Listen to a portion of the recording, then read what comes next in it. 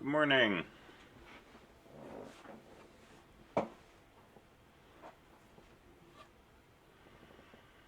All right. Wow, 5 people in class. I think there's bonus points coming.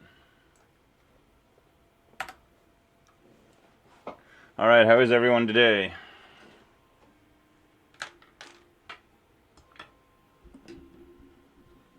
Thumbs up. Awesome. All right. I want to continue digging into trees, manipulation of trees, looking at the height of trees and so on and so forth, and working our way up to tree deletion and then balancing. Any questions first? Questions on PA4 in particular. And remember, we don't have class on Monday. It's a holiday. So this is our last class meeting for a week.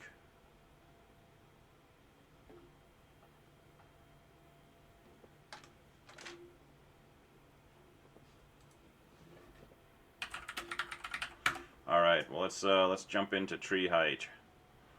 And we've described the height of a tree from the beginning of trees as if you define the depth of a node as the number of hops from the root to that node. If we draw our tree carefully, everything at this level will have a depth of 1, everything here will have a depth of 2, a depth of 1, and the root has a depth of 0. And the picture we draw for a tree is just, an abstract representation of it. But if we draw it, with the root on top, and we come down and we sort of put it into these rows, then depth has a pretty good intuitive meaning. It's basically how far down the page we go. And then the height of the tree is just the depth of the deepest node. And so the height is, sort of how many rows there are in the tree. And the exact value of the height is very important, right? The fact that this is not a height of 3, it's a height of 2, because this is not at a depth of 3, it's a depth of 2. And so this is the first thing to keep in mind, is that a tree containing, something like this has a height of 1, a tree with just a root has a height of 0, and a tree with no nodes in it, an empty tree, has a height of -1. And so, that's something to throw on your note sheets maybe, because tree questions will be on the final, and there's always something involving heights, usually. And so we worked out a recursive explanation of what the height of a tree is, right? So the height of a tree is just 1 plus whatever the largest subtree's height is.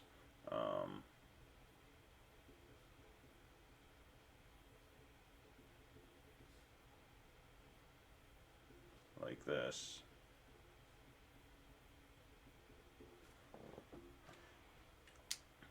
And we can code this into a function pretty directly from that description, and the function ends up being, a few lines of C code, and we don't have to actively traverse the tree. We don't have to actually move down from the root and count the number of steps and record that in some kind of global maximum variable and so on. We can just say, find the height of the subtrees, add 1, that's the height of the tree.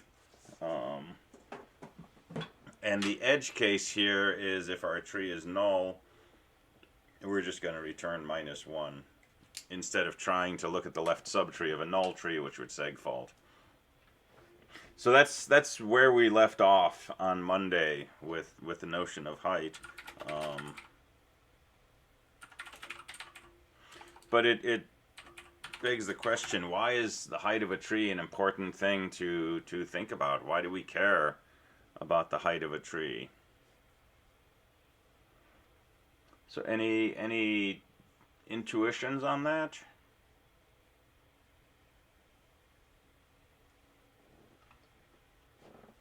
Someone said for memory management. Can you expand on that? I'm wondering if it's because you want to know, if you don't know the height of the tree, you won't know when you're hitting null or something I feel like there's some use to hide the tree, keeping track of how, I don't know. I was thinking like it's a good indication of when you're hitting null or the bottom of the tree. Mm-hmm. So we could use height as we're moving down the tree to sort of know, you know, if the height is 10 and we try to move down 11, we know we're going to run into a null, right? Because the height says, you know, you can only go down this far. That's the deepest node. Every node is you know, either at that depth or a smaller depth. And so the height kind of puts a bounds on how far we can move down without hitting null. So that's one important aspect of height. And really from that aspect we find something else. So well, I can keep picking on this tree. Let's just add a few more nodes.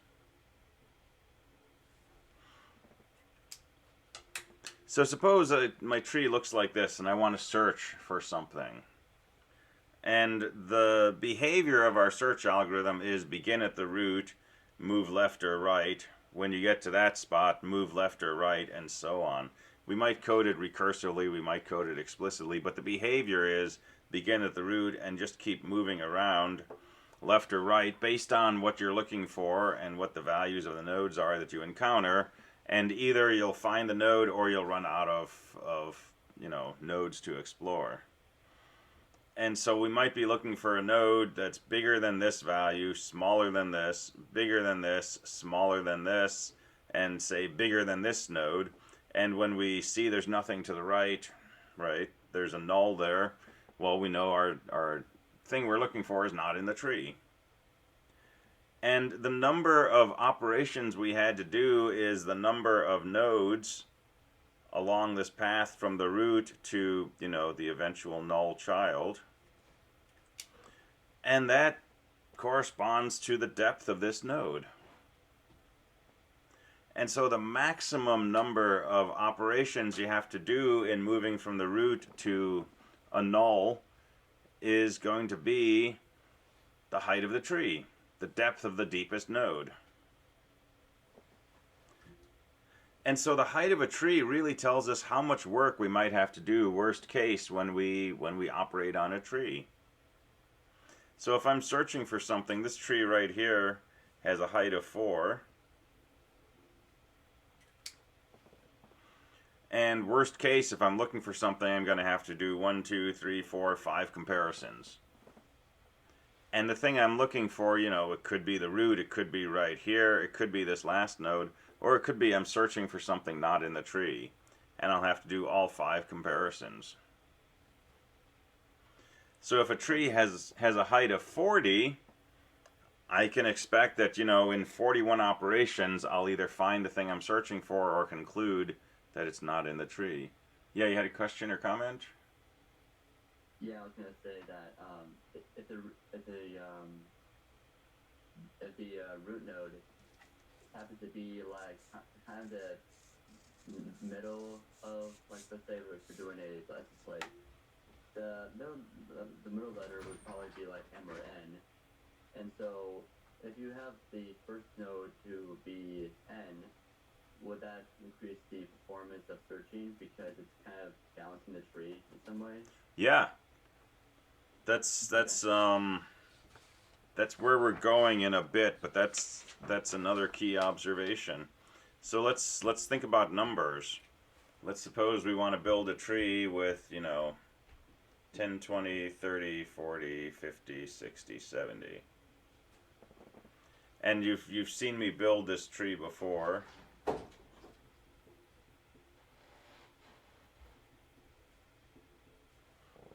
And any number that I want to search this tree for, worst case, I'm going to have to do 3 things. I'm going to have to compare to the root, compare to one of these, compare to one of these. And if I'm looking for a 60, you know, I'll find it on my second operation. If I'm looking for a 50, I'll find it on my third. If I'm looking for a 53, I'll do 3 comparisons and say my number's not in the root. And the fact that this number that I'm got in the root is sort of in the middle of this range is a key to efficiency. Because remember, when we started talking about binary trees, what were we doing? We were trying to play high-low with a linked list. We were trying to say, let's not start at the beginning of the list, let's go to the middle of the list and see if the number we want is to the left or the right. And if it's to the right, let's go to the middle of that right half of the list and see how our value compares to that middle point.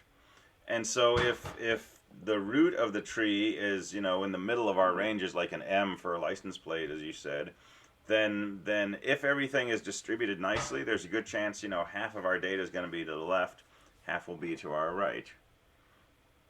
And if we go to the left, if we found that the root of this was sort of halfway between A and M, so, a G or an H, and everything was evenly distributed, then we might expect, half of the remaining plates are over on the left and half are on the right. And that's the intuitive notion of balance, right? And we're going to talk about balance more specifically, but that's where we're going with it.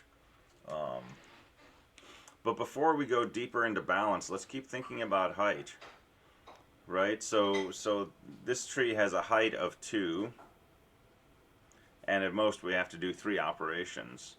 Now here's another binary search tree with the same data, and it's got that BST characteristic of everything on the right is larger and everything on the left is smaller than the root. This is a binary search tree for the same data. But you can see that here, if I'm searching for the number 53, right, I would start off here, I'd compare, it would be bigger than 50, I'd get here and compare, should be smaller than 60, I'd look over here and see a null, and I can say 53 is not in the tree. But I had to do a lot more than just three comparisons. And if I was looking for, 73, I'd have to get all the way to the end of this last leaf node, look to the right, see a null there, right? And so this sometimes has really horrible performance. On the other hand, if I'm looking for a 7, I check the root, 7 is smaller than that. I'll check the left child, there's nothing on the left. Right away I can say 7's not in there. So we like to think about worst case performance when we're asking how good is an algorithm. And worst case performance for searching a binary tree, it's basically the order of the height of the tree. The taller the tree is, the more potential operations we have to do to, get down to the end of the tree and conclude our number is not in the tree, or find something that happens to be, really deep in the tree. It could be, on the order of the height of the tree. And so this is one reason we care about height, because it lets us put a bounds on how much work we might have to do.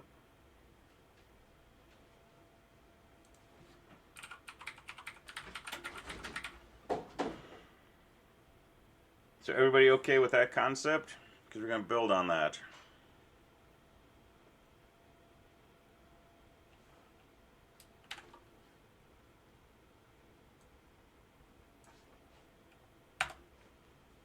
So if we know that the height corresponds to the order of complexity of our algorithm, the next question is, how do we minimize the height of a tree?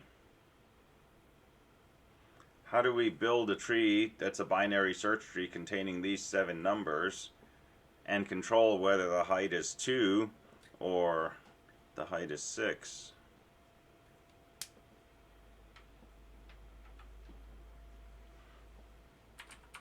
And so this is the idea of balance. And visually, this tree looks very lopsided. Everything is hanging to the right of the root, and right here everything is hanging to the right of that node, and right here everything is hanging to the right of that node. And visually, if this was a tree, it would be, growing sideways out of the ground. It would look lopsided. Whereas this looks very kind of like, symmetric. It's very sort of even. There's a lot of stuff filled in at the higher levels before you move to the deeper levels. This is, in some sense, a perfectly balanced tree because every level has the most stuff it could possibly have.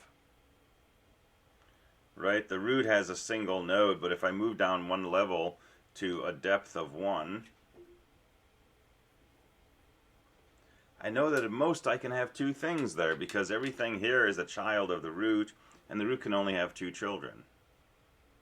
And if I only have 2 things at this depth, how many things can I have at the next depth? Well, each thing here can only have 2 children. So I've got 2 nodes here. At most, I can have 4 nodes here. Because every node here has to be a child of some node that was 1 level higher. And so however many nodes I have here, I can have twice as many in the next level.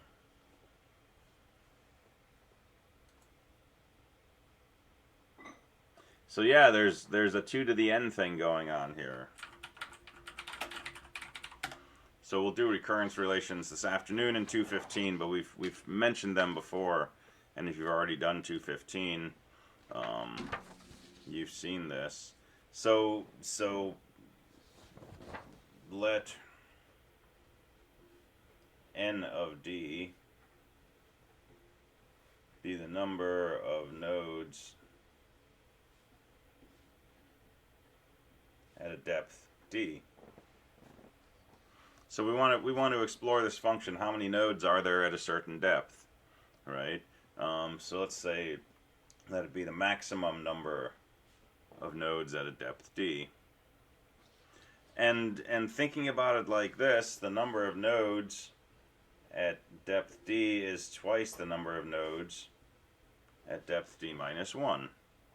Right? Each time you move down 1 level deeper, you can double the number of nodes, because each node at the previous level has up to 2 children. And this is a recurrence relation, right? It's a definition of this function in terms of other values of itself. And we need a base case with recurrence relations, and the base case is the root, which has a depth of 0, we can have exactly 1 node at that level. So we can calculate values. Since we know n of 0 is 1, n of 1 will be twice n of 0, which is 2. N of 2 will be twice n of 1, which is 4. N of 3 will be twice n of 2, which is 8. And so we can speculate a formula, which is just n of d is going to be 2 raised to the d.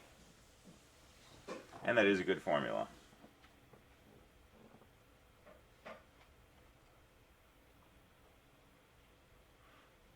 Well, this is the number of nodes at a depth of 0, 1, 2, 3, all the way up to d. So the total number of nodes in a tree of height h, and again this is the maximum number of nodes, in a tree of height h would be the number of nodes at a depth of 0, depth of 1, depth of 2, all the way up to and including a depth of h, which would just be n of 0 plus n of 1 plus n of 2, all the way up to n of h, which is 1 plus 2 plus 4 plus 2 to the h.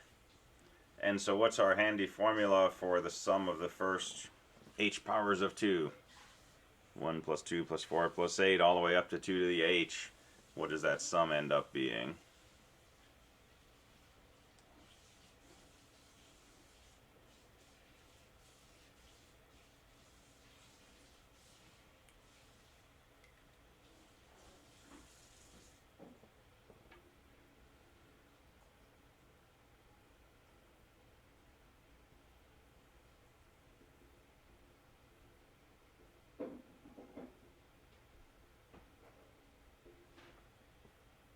And if you don't know it, make some test cases. Yeah, awesome. 2 to the h plus 1 minus 1 is 1 less than the next power of 2. This is something that you want burned into your soul, by the way. Right? This will pop up so many different ways. and it will save you a lot of time if this is second nature. What does this look like in binary? 1 1 1 1 1. What does this look like in binary? 1 1 1 1. This is 1 1 1. This is 2 1s, right? And anytime you have a binary number, which is just a bunch of consecutive ones, it's one less than the next highest power of 2, right? 1 1 1 1 1 is 1 followed by 5 zeros minus 1. Well, that's the number 32. Minus 1 is 31.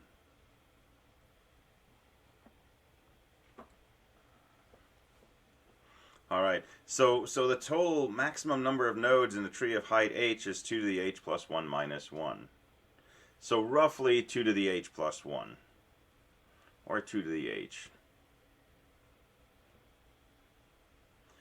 And so this means that, you know, if we have a nice full tree, because we're looking at the maximum number of nodes, if you wanted to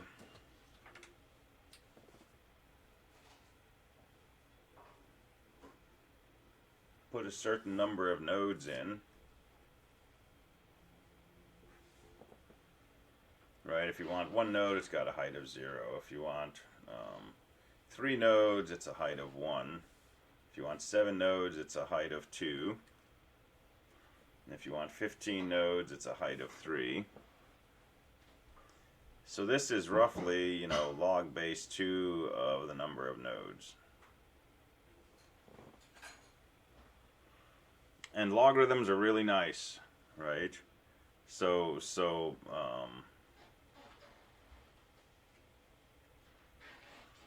I don't know if you remember logs or not. We're going to use logs a lot, so let me just remind you what logs are, right? Log base 2 of 16 equals 4. That's the same thing as saying 16 equals 2 raised to the 4th. That's why the log base 2 of 16 is 4.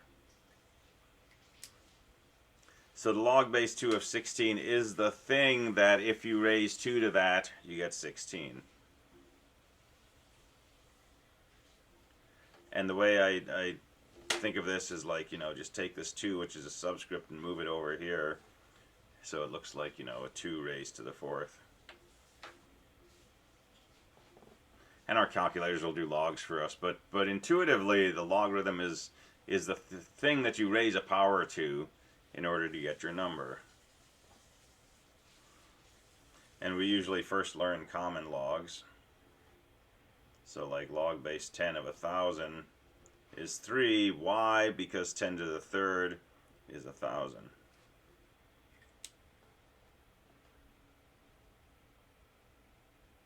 Log says, what is my exponent? There you go. I like that. That's a phrase someone learned this by. So log says, what is my exponent? Cool. So what exponent gets you to 16? 2 to the 4th. If it's a log base 10, what exponent gets you to 1,000? It's 3, because 10 to the 3rd is 1,000. And when you do ln, that's a log base e. E's like 2.718 something. So log base 2 pops up a lot in computer science, particularly when we have trees involved, or when we're doing anything tree-like a divide and conquer algorithm. When we do a high-low game and we're searching for something by dividing, you know, a list of numbers in half each time, the number of guesses you need to win high-low is roughly log base 2 of n, where n's the biggest number that you can pick. And logarithms have really, really nice characteristics, right? If my number of nodes is 15, I've got a height of 3. If my number of nodes was approximately 1,000, my height would be approximately 10.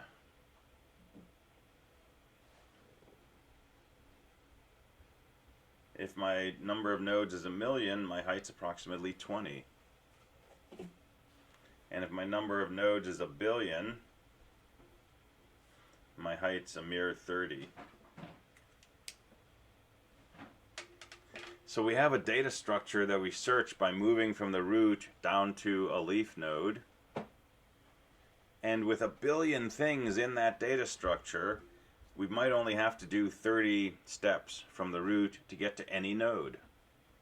Right? This is why trees are such a powerful way to store information. Because we have this relatively short path from the root, the starting point, to every node. Now, a linked list with a billion numbers in it, how far away is your last number in the list? It's a billion nodes away from the starting point. That's going to take a long time to get to. In a tree, worst case, some nodes in the tree are 30 steps from the root, right? Which is very efficient. So when we look at order of complexity, we're going to see order of log n pop up a lot with trees.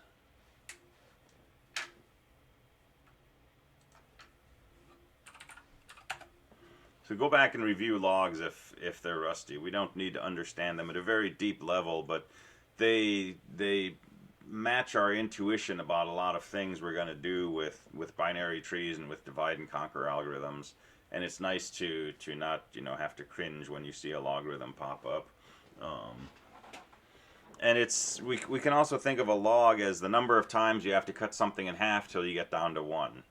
That's what a log base 2 is. So if I start with a billion and I start cutting it in half, after 30 cuts I'll be down to 1. So take a piece of paper a billion inches across.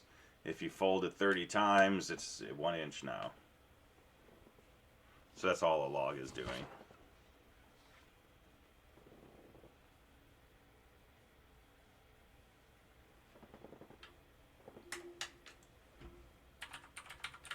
All right. So this makes the notion of balance very important to us. Because 7 nodes, we should only need 3 operations, but if our tree looks like this, right, it might take us, 7 operations. So we want to make precise this notion of being balanced.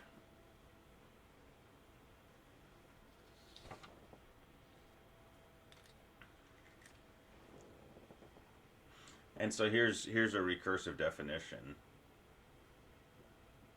A tree T is balanced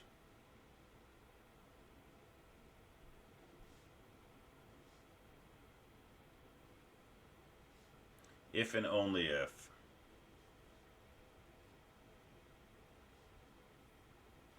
either the tree is empty, and by definition an empty tree with no nodes is going to be balanced, right? So a tree T is balanced if and only if 1, the tree is null, or 2, the following are all true.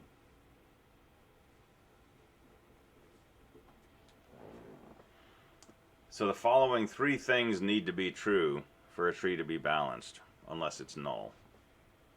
Alright, so what are the 3 things? 1, the left subtree of T has to be balanced. 2, the right subtree of T has to be balanced. And the absolute value of the heights difference of the left and right subtrees has to be less than or equal to 1. So the absolute value of the height of T left minus the height of T right has to be less than or equal to 1.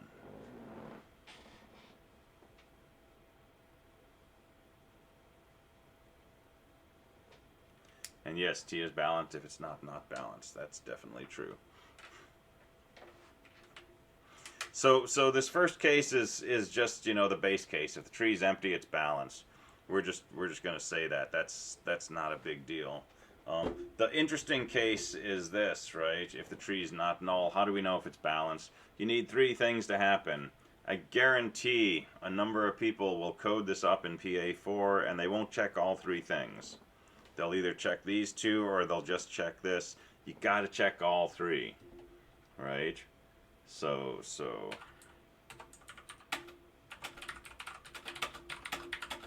You need three things to all be true.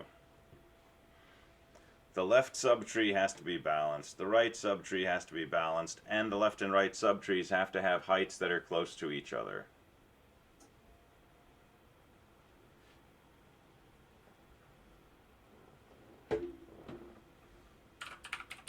So let's look at some examples. And this is a recursive definition, so it's a little hard to use if our trees get very complex. But for simple trees, we can work with this recursive definition and see what's balanced and what's not. So a null tree, is that balanced or not? Yeah, it's balanced. That's balanced.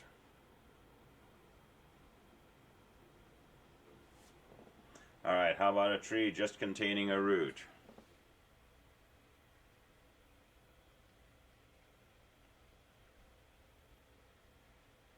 Also balanced. Okay, how do we know? Because the heights of the left and right are within one absolute difference. Mm-hmm. And I think that was it. That's one of our requirements. But we need all three of these things to be true. Oh, because left and right are null, so that means that they're balanced. Yes, perfect. All right, so this is balanced because the left subtree is null. The right subtree is null. All right, this is balanced. This has a height of -1. This is balanced. This has a height of -1. So the left subtree is balanced, the right subtree is balanced, and the heights of the left and right subtrees are within one of each other. Right? -1 minus -1 is 0. So this is balanced.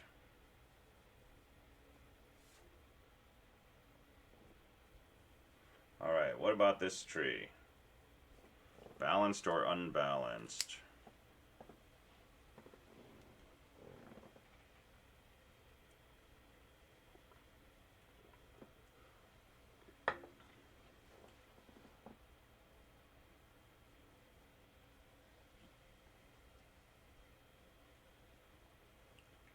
And how can we tell? I'm gonna say it's not balanced. Okay, so And the reason why is because it doesn't. It doesn't. It's not true for one of the following things. so if it's not balanced, one of these, at least one of these, must fail. Because if all three of these are true, it's balanced. I think it's balanced because the heights of the subtrees of the root are within one of each other. And each subtree is itself balanced since they're null. Okay, so Well, not the right subtree, but the subtree of the right subtree is null. so the left subtree is null. A null tree is balanced, and its height is -1. The right subtree is just a single node. And we've already determined that a single node is balanced. And a single node has a height of 0. So the left and right subtrees are balanced. The difference in the heights, -1 minus 0, is the absolute value of -1, which is 1, and that's less than or equal to 1. So in fact, this is balanced.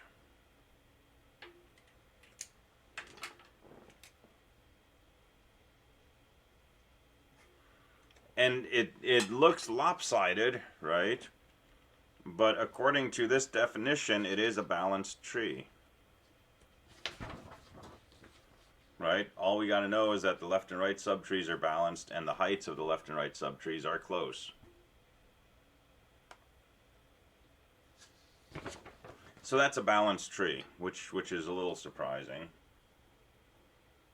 If we look at this tree, this is going to turn out to be balanced. That's not surprising.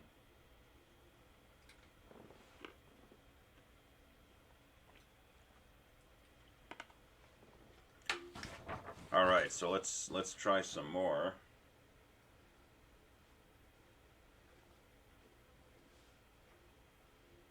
about this tree? So how do we analyze this?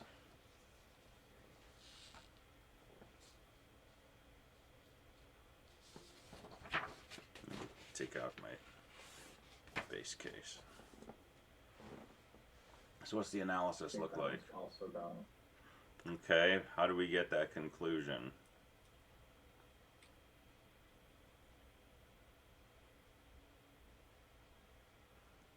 The left subtree, the first node in the left subtree, is basically the example we proved in the last example. So we know that that's balanced. And Okay. then, we know that a single node, like on the right of the root, is balanced. And then the height of each subtree from the root is within one of each other. Okay. So the left subtree of this tree is these two nodes sitting next to each other, right? And that's basically the same situation as this. Here we had a node hanging to the right, but we can do the same thing to the left, and we'll conclude that this is a balanced subtree. The node to the right is just a tree with a single node, and we know that's balanced. This tree has a height of 0. And this tree has a height of, deepest node is here, number of hops from the root is 1. This is a height of 1. And the absolute value of the height difference is 1, which is less than or equal to 1. So this is balanced.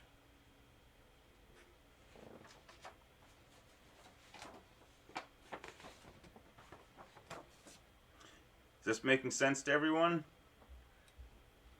Yeah, I just keep forgetting about the null. Okay. Which I feel like that null is the reason why it's getting balanced for some reason.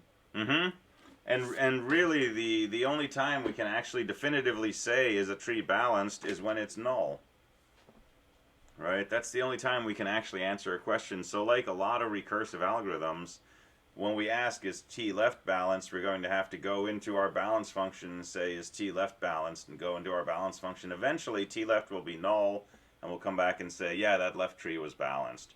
And now we can move on to is t right balanced, and we'll start popping up the recursive stack. But it's the null case, which is, you know, seemingly the most uninteresting one.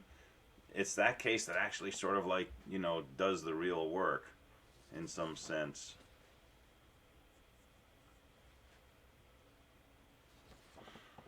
All right, so let's do one more. What about this?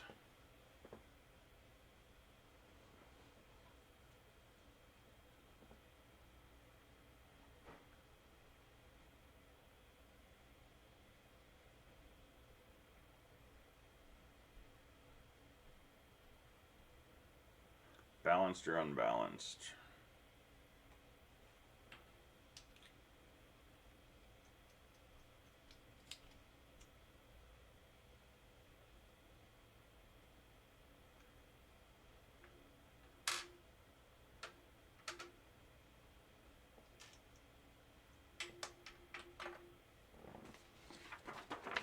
Balanced because they both have the same height from the root nodes, so that would be within 0 height difference. Mm-hmm. And the end nodes are all balanced because they have a bunch of nulls, and those right nodes, right and left node at the top that's not being used, are also balanced because they're null. Yeah, perfect. So three things have to be true. The left subtree has to be balanced. Well, the left subtree is this thing, and we've seen a few times that's balanced. The right subtree has to be balanced, which is, you know, the other version of that, which we've previously seen as balanced. And the height of the left and right subtrees have to be within 1. Well, this has a height of 1 and this has a height of 1, so the heights are actually exactly the same. So the absolute value of the difference will be 0, which is less than or equal to 1. So this tree is also balanced. So far it looks like a lot of trees are balanced, right? It's even in cases like this where it's kind of like, you know, room, that still turns out to be balanced. So let's look at some examples of unbalanced trees. So what about this? Did we already do this one?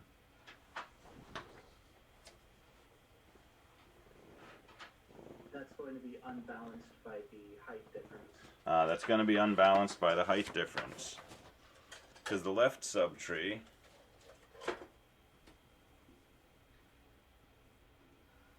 is null, and the height of a null tree is -1. The right subtree is this thing, and the height of that is 1, and the difference of those is 2, which is not less than or equal to 1. So here's our first example of an unbalanced tree.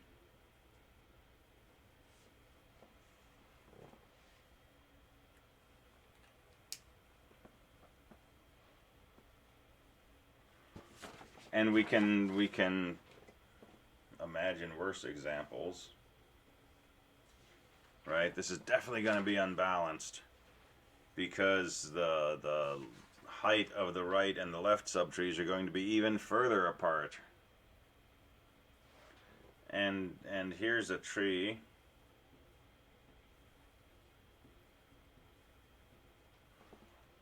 right? The left subtree is null, the right subtree is this thing. And this by itself is a balanced tree. So this original tree satisfies these two requirements. The left is balanced and the right is balanced. But the height of this subtree is very different from the height of this subtree.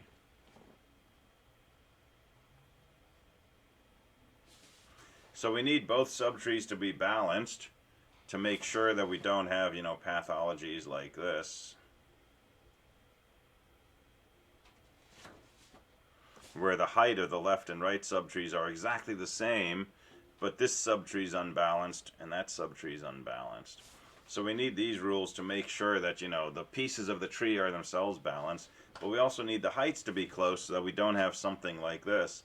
Balanced tree over here, balanced tree over here, but this side is so much bigger.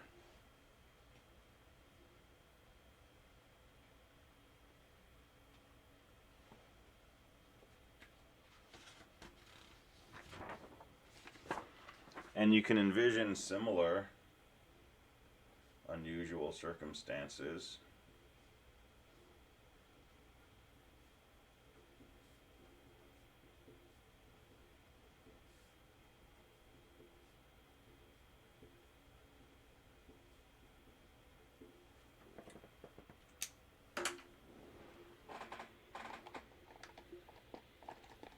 And if you look at this, it looks pretty clear that this is a nice balanced tree. It's nice and, every level is full and so on. And this is a nice balanced tree. But the entire original tree is not very balanced, because this subtree has a height of 1 and this subtree has a height of 3. And so it's still lopsided. It's still heavy on the right side in this case.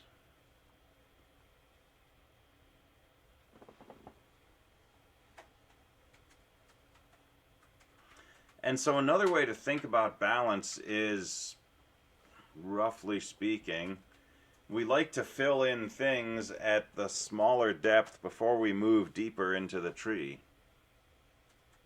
And if I look at this tree, I've got, spots here that I could have filled in with nodes before I went down and started filling in these nodes over here.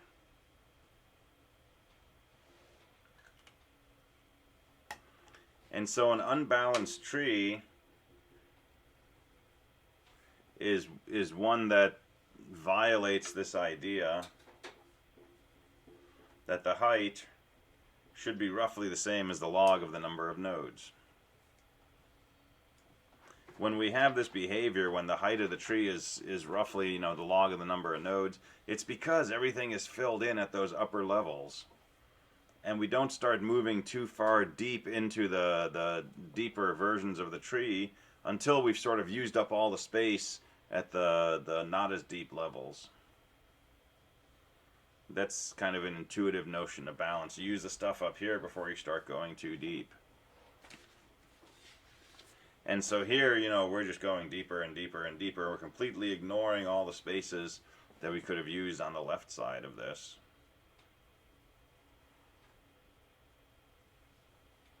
But don't necessarily always trust your intuition. Right? This is balanced because, you know, this is certainly a balanced tree. That looks nice and balanced. If we're going to add one more node, it's got to go either here, here, here, or here. There's really no choice. And there's always a way to have a balanced tree of n nodes. And so if we wanted a balanced tree with 4 nodes, it's going to look, you know, like this, or with a node here, or here, or here. And at least one of those has to be balanced. But if we wanted to add a 5th node, so here's our tree with 3 nodes, here's our 4th node. If we wanted to add a 5th node, we've got options. We could put it here, or here, or here, or here, or here. And intuitively, if we put it here or here, we're going too deep before we're filling up these lower levels. So if we add another node over here, our tree is going to be unbalanced. If we added our node like right here, or here, it's going to stay balanced. Even though we've only got one thing on the right and 3 things on the left, it's close enough, right? The height of this tree and the height of this tree are within 1. This is balanced, that's balanced. So it's nice to play around with some of these and try to develop an intuition, but don't rely on your intuition, right? You can always rely on the definition, which is either the tree is null or it satisfies all 3 of these conditions.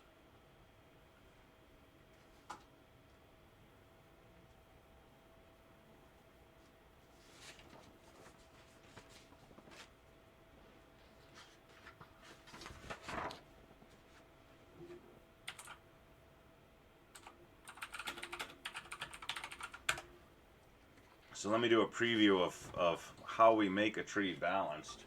And we'll do this more next week. But since we're talking about balance, let me give you a preview of coming attractions. So suppose we're building a tree with data. And we'll just assume our data is, you know, 10, 20, 30, 40, 50, 60, 70. And remember, when we build a tree, we take the data in the order in which it comes. And we're going to, you know, take the first thing, make that the root. Take the second thing, it would have to go to the right, which is a 20. Take the third thing, it has to go to the right, a 10, right, a 20, it becomes a 30. And if we're unlucky enough to get our data in sorted order, the tree we would end up with would look like this. And it's very unbalanced. It's not going to have good performance characteristics. So instead, what we're going to do when we talk about AVL trees, or balanced trees, we'll start off, we'll take the 10, that'll be the root. We'll see a 20, that's got to go to the right, a 10. That's what our tree would look like after 2 numbers. And every time that we add something, we're going to see if our tree is balanced. And we've seen, you know, a tree with 2 nodes like this is balanced, so that's fine. When we see the next number, which is a 30, it's going to go to the right of the 10, right of the 20. It's going to make our tree look like this. And we're going to say, is that balanced? And it'll end up being not balanced because the left subtree has a height of -1, the right subtree has a height of 1. So we're going to do what's called a rotation. And the sense of a rotation is if you have a tree like this, like a node and a node and a node, we're going to go like this. Boom. We're going to take that middle node and make it a root. Take the old root, put it down to the left of the new root, leave the right node exactly the same. And so we're going to say we rotate about the 20, and we're going to turn this tree into this tree. And now our tree is balanced again. It's got the same 3 nodes, 10, 20, 30. It's still a binary search tree. But now it's perfectly balanced. The left and right subtrees are balanced and they have exactly the same height.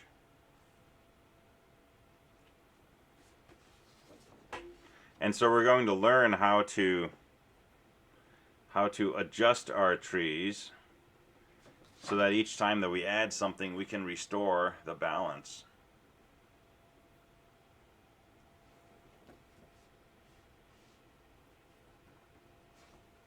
And so when we add a 40, that'll come here on the right of the 30. And the left subtree has a height of 0, right subtree has a height of 1. This is still balanced.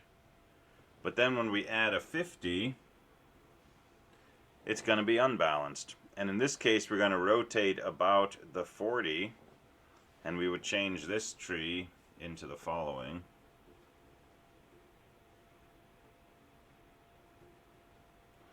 And that's still a binary search tree, but this one is balanced.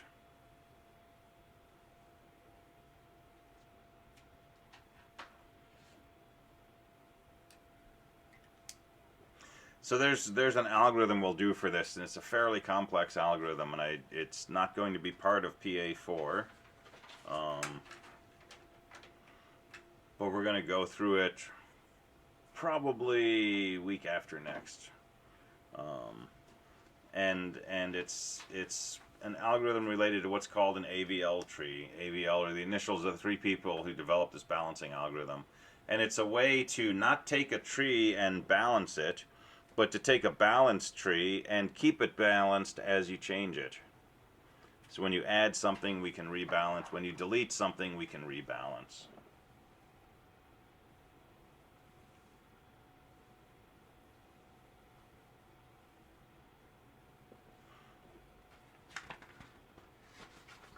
All right, so we'll come back to that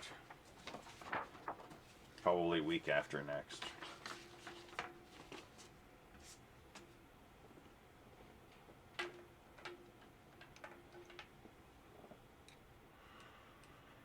All right, questions up to here?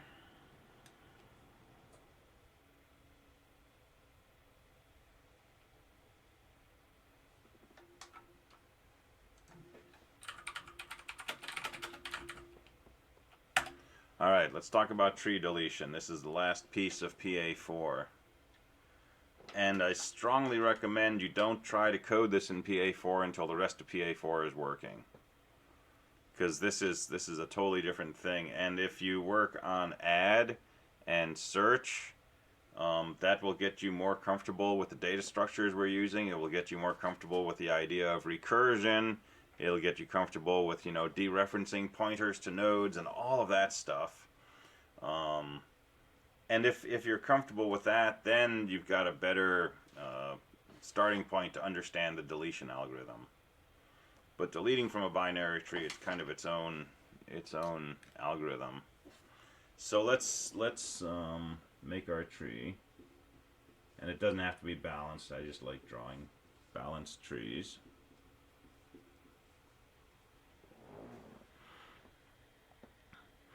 And let's suppose we want to delete the 20 from our tree. Well, if I'm going to remove this node, right, this node has 2 children. Those children have to get adopted by someone. Otherwise, they're going to be lost from the tree, right? If I just freed this node and changed the left child of 40 to null, right, I've lost my 10 and my 30. If I free this node and I don't change the left child of 40, 40 is pointing to an invalid memory location. It's a block of memory that's been freed, and some other process will start using that, and I'll have, gibberish here. So before I can delete the 20, I've got to figure out what happens to 20's children. And the trick here is, I'm deleting one node, which frees up, one child pointer, but I'm orphaning 2 children. And I can't store both of these children as the left child of 40. So we got to do something different, and whatever we do, we've got to preserve the fact that this is a binary search tree. We've got to make sure everything on the left of each node is smaller and everything on the right is bigger.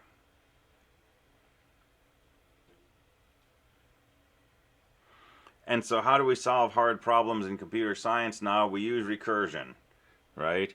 We say, I'm going to pretend I have a magic function, and then I'm going to use that magic function to solve my problem. And if we're lucky, and it comes down to writing that magic function, we can write it by using the same magic function. That's what recursive programming is. So we're going to kind of cheat.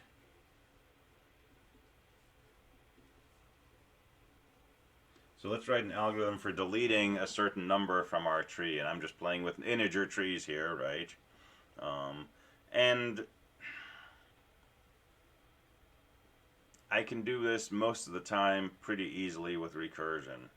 So here's what I can do. If num is smaller than the root node's data, well, if I'm deleting something that's smaller than the root, it means I'm deleting it from the left subtree. How do I delete my number from the left subtree? I'm going to use my delete algorithm.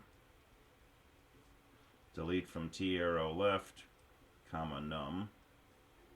And just like when we add, to make this new tree from which I've deleted this number still a part of the tree, I'm going to say t arrow left equals delete tree arrow left, comma num.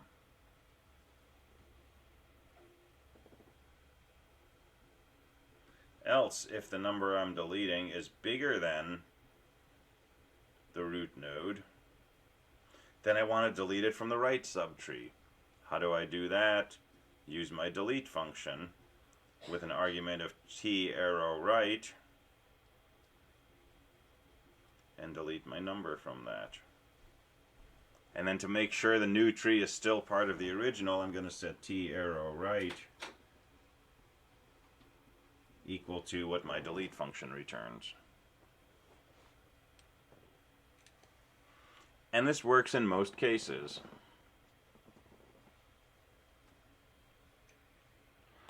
And the spirit of this is, if I want to delete a number from this original tree, see if that number's in the left or the right subtree. Whichever tree it's in, delete from that subtree, and then take that modified tree, stick that to the right of the root. And we're done. So this part of the algorithm is very straightforward. You can code it almost exactly like this. Syntax issues, but it's basically two if statements. So what's the case that's missing here? There's actually two cases missing.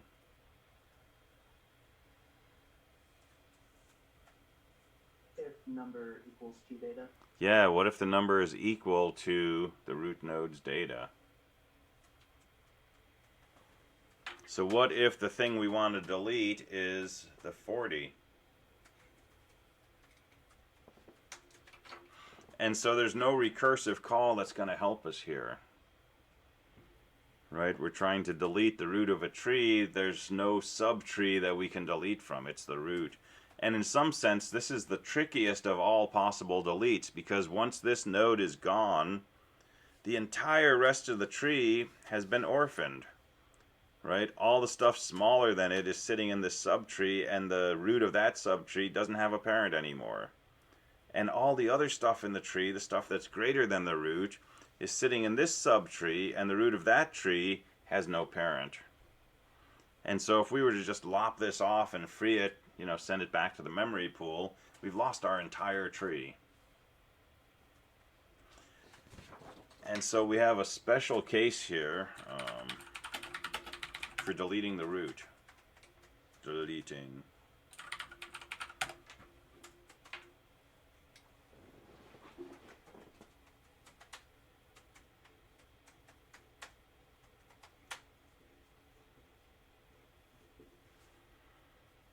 So how do we remove the root from a tree? There is no sentinel nodes for trees. And that's absolutely not a silly question. I mean, there aren't silly questions, but that's a really pertinent question. Sentinel nodes make the recursion work really, really poorly. So we want every node in the tree to look just like the root. And if the root was special and had a sentinel node, then the root of this subtree would not look like the root of the original tree. So we very deliberately do not have sentinel nodes when we talk about trees. And that's why we have to do things like, you know, return a root from our functions and such. Alright, so how do we delete the root of a tree? And there's different ways you can do this. But I'm going to give you an algorithm, and this is the algorithm you have to use for PA4. And I'm insisting on that because I don't want you to just find some algorithm that deletes a root node from a tree. I want to make sure you understand the algorithm we're talking about in class. Right? And this is every time we delete from a tree, this is what we're going to do in class. Every example I give you, unless I mess up, is going to use this algorithm. And so when you write your code in PA4 to delete, I want you to use this algorithm.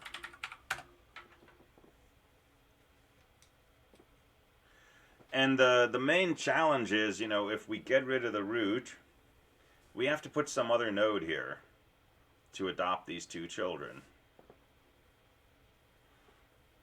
And whatever node we put here, we have to maintain the property that this is a binary search tree. Whatever node goes here, we need to make sure everything on the left is still smaller and everything on the right is still larger.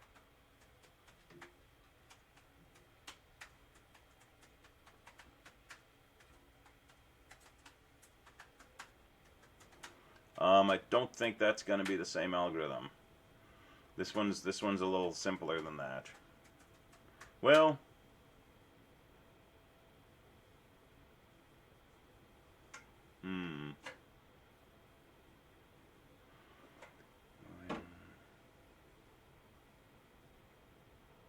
that's interesting.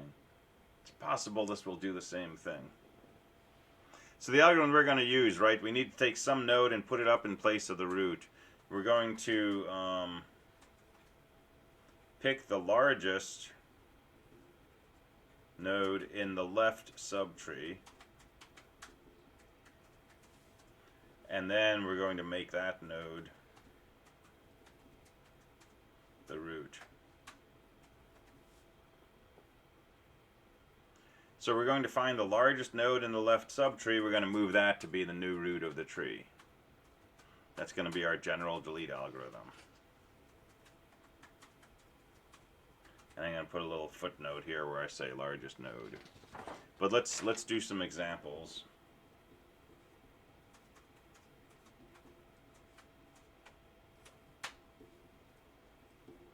So let's delete. The previous page. Say again? Can you go back to the previous page? Yeah. Pick the largest node in the left subtree, make that node the root. Alright. So here's a sample tree. How do we delete the 40 from this tree?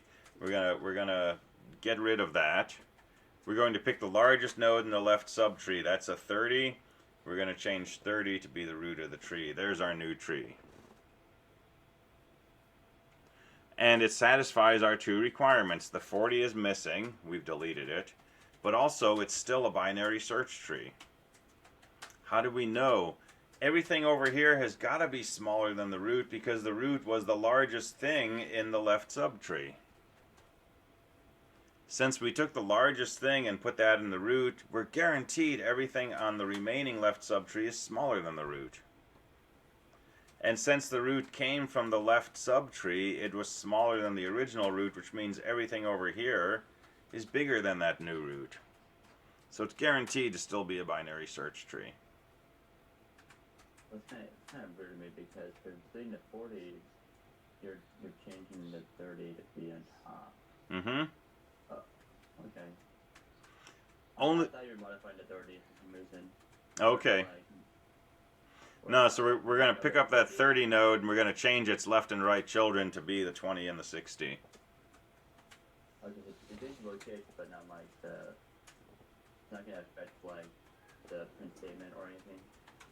So say that again. I was saying like if you're moving the 30 up there, does it affect? What does it affect anything? Not really. So here's what's actually happening. We're actually, getting rid of the 40. We're changing the 30, so its left child is right here, and its right child is right here. And we're not moving this node in memory. It's exactly the same node, stored in exactly the same place. We're simply changing its left and right children to become, what used to be the left and right children of the root. But we can draw this, a little more usably like this. Will it still be a right child to 20? 20 will not have a right child. We'll change that to a null when we move the 30 up. So this will become null. Thank you. Sure. Yeah, and if we don't do that, then we end up with loops, right? Where we go from a 20 to a 30 and back to a 20 and so on. So yeah, make the right child of that null. So that's what moving that node to the root entails. And so now our tree looks like this.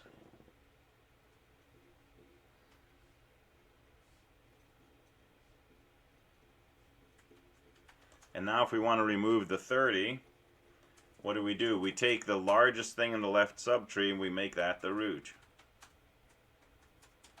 So this will basically become 20 will be the root.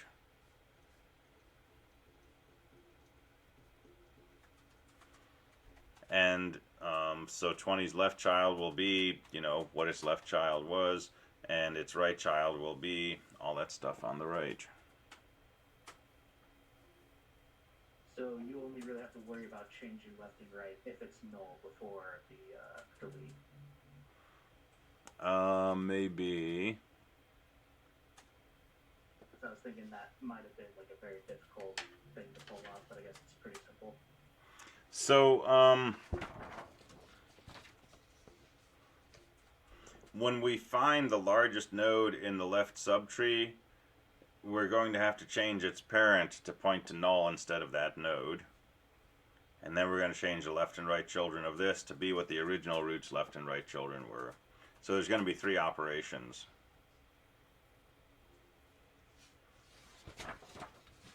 And so in this case, the largest child was a 20. Its right child already was null. That's okay. It'll just, it's not, yeah, that's a different case.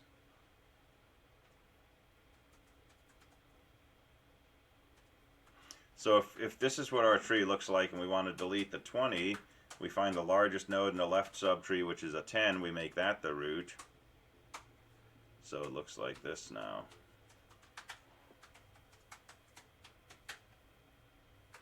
And so now if we want to delete the root of this tree, our nice clean 2-step algorithm is going to fail. Because the first step is pick the largest node in the left subtree. Well, guess what?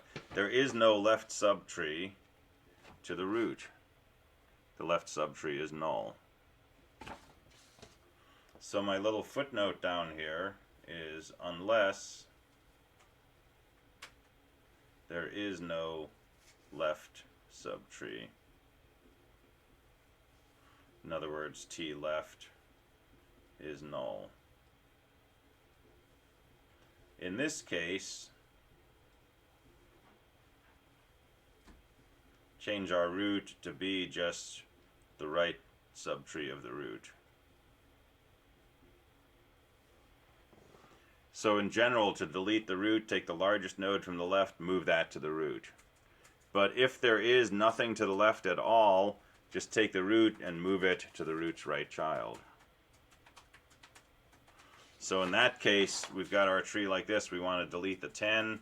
We simply change the root to be 60. And our new tree looks like this.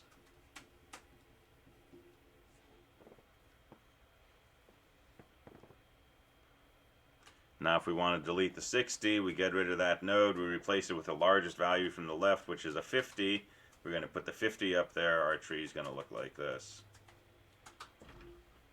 Now if we want to delete the root, we would replace the 50 with the largest thing in the left subtree. There is no left subtree, so we simply move the root to the right subtree of the root, and now our tree looks like this. And last thing, if we want to delete the root of this tree, which only contains one node, again, there's no left subtree to replace the root with, and so we simply replace the root with its right child, and the root's right child is null, and so our new tree becomes null, which is empty.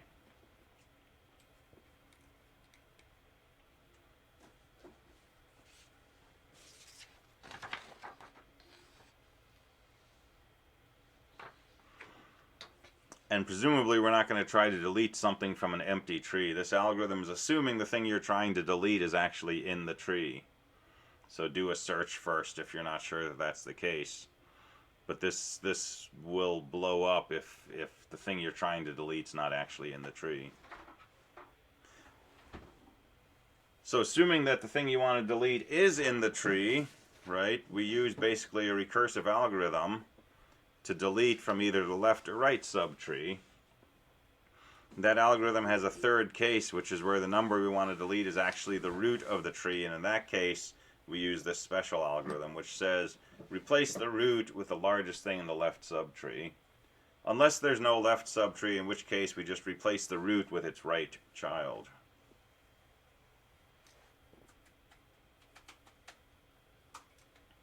So just the description of this algorithm on paper is fairly complex, and then coding it is a fair bit more complex.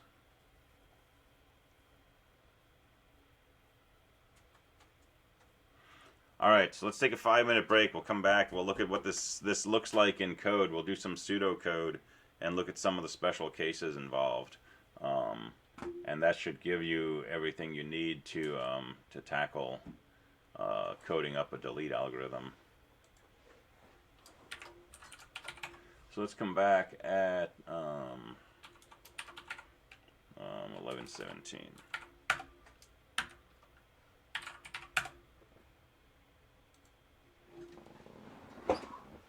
Hey, so I just read winter conferences are tomorrow and Friday, and she's out early both days.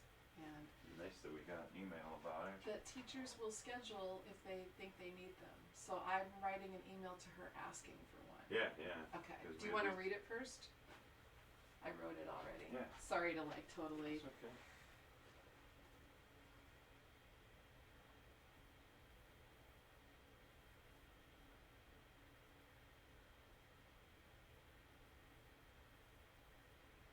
Let's see.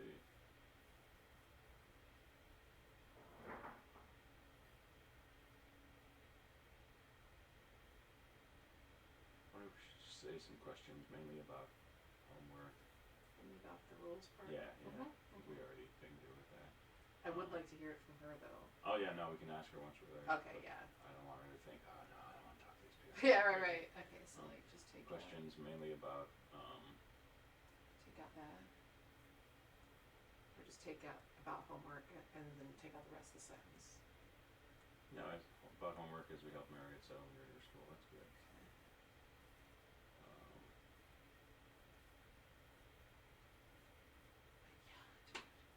Yeah, Why that's wouldn't good. you automatically do that with new parents? I know, right? Who have emailed you twice? Yeah.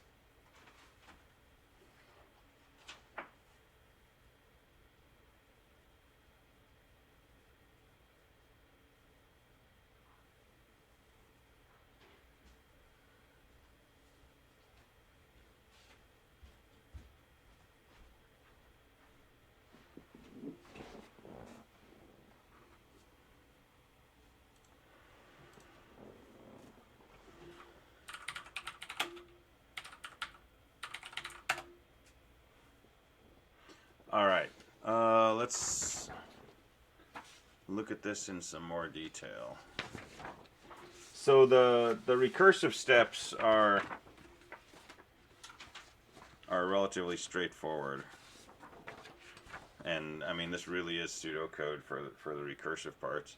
And your main delete algorithm is, you know, trying to delete from the left to right subtree, take the result, hook it back up. So our delete function is always going to return a root node, so a struct node star, for example, just like our add function returns a struct node star. The reason being that sometimes when you add to a tree, you change the root. In particular, when you add to a null tree, you change the root from null to the root node.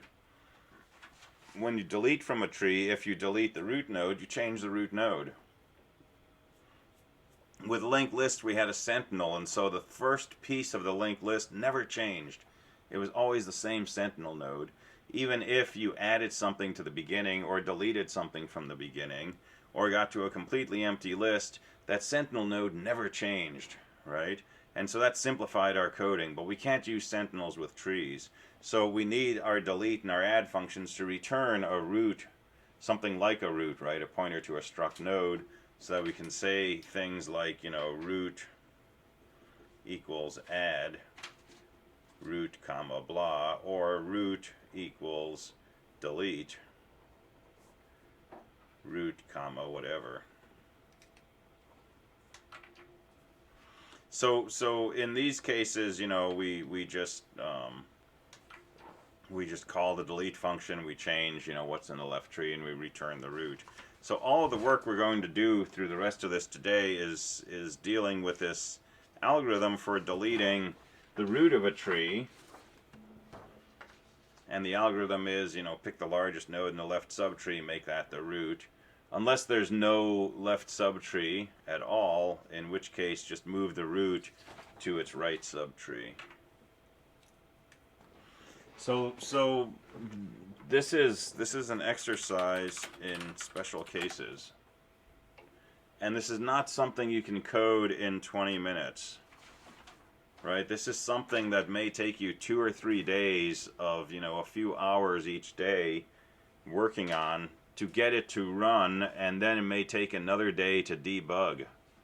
Right? It's a lot of work for 15 points. But it's a really good learning exercise in how to work with pointers, dereferencing pointers, understanding trees, and working more with manipulating a structure in memory. But there are a lot of special cases. And so let's just look at some examples.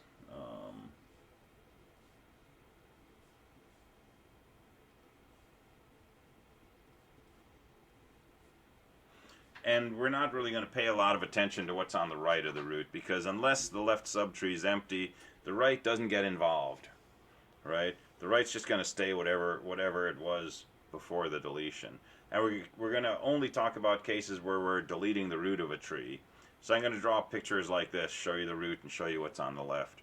So in this case, right, what would we replace the root with?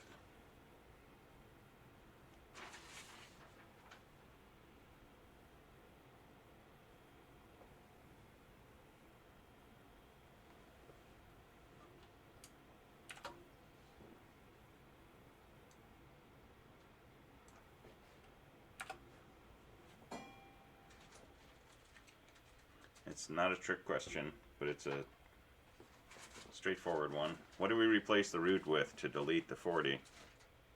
You would replace it with the largest number in the left tree, Which is 35. 35. Good, perfect, thank you.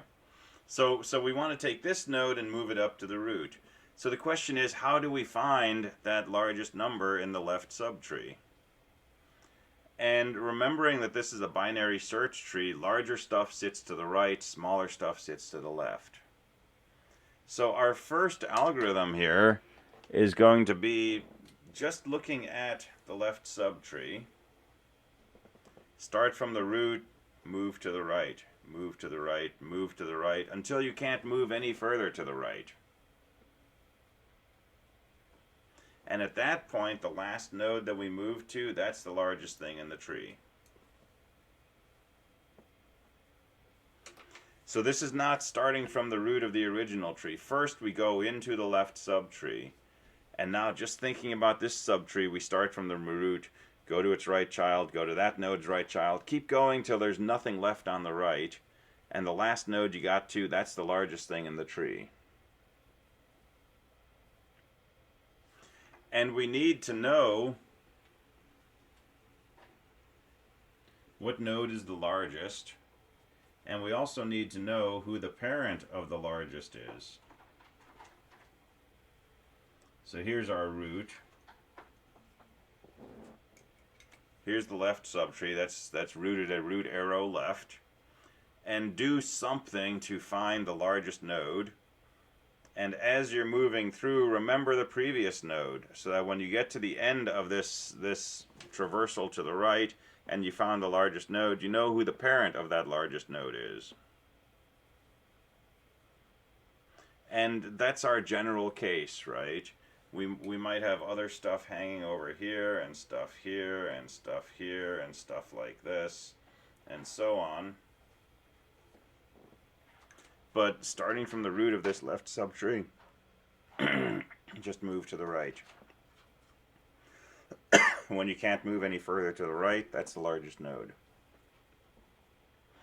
And the previous node, that's the parent of the largest. And now the pseudocode is simple. Once you've found these and identified them, and you've got, variables pointing to those, the pseudocode is very straightforward. So largest right equals root right. So take everything that was hanging to the right of the root, make that the right child of this largest node. And we can always do that because if this node had a right child, that node would be larger, and this would not be the largest node. The way we're finding the largest is moving to the right until there's nothing left to the right. So we know that when we get to the largest node, its right child is null. So first thing we can do is take that largest node's right child, set that equal to the root's right child. So this adopts the entire right subtree of the original tree. All right, and then largest left is going to become root left. So to make this the new root of the tree means its right child should be what was the original right child of the tree, and its left child should be what was the original left child of the tree. But we got to do one thing first. This largest node might already have a left child. It could have a whole family tree hanging off to the left with 1,000 nodes in it. And if we just change this and say, okay, this is your left child now, we've abandoned all those nodes. So somebody has to adopt that largest node's left child.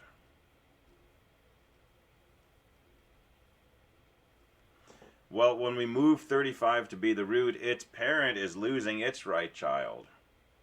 And so we're going to say parent largest,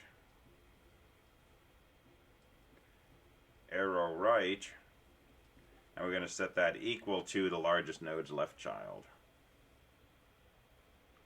And what we're doing in effect is we're taking this right child and saying adopt all of this stuff. And it's still a binary search tree. Why? Because everything in here must be bigger than the 30. Because it's originally to the right of the 30. So if we simply move this up to be the immediate right child of the 30, it's still a binary search tree. We haven't changed anything in this subtree, and so the BST property will still be satisfied. Alright, so what have we done? We found the largest node, we remembered who its parent was, we set the largest node's right child to be the root node's right child. We set the, sorry, this has to go up here. I left a spot for it and then I didn't use it. We need the parent's right child to become the largest node's left child, and then we change the largest node's left child to be the root node's left child. So do this. Do this thing next, and then do this last. So the effective behavior is 35. So the 30 picks up all of this stuff on the left. 35 picks up all of this on the left, and it picks up all of this on the right. And then when you're done, you can free the root.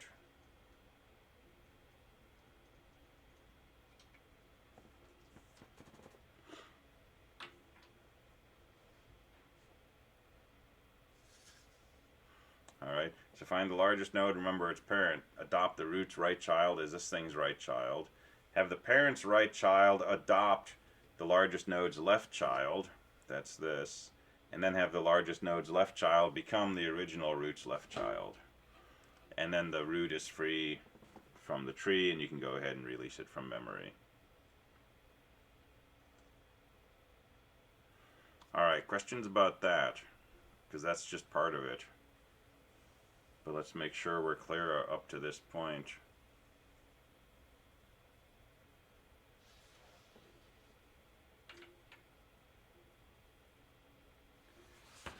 And let me do another example maybe.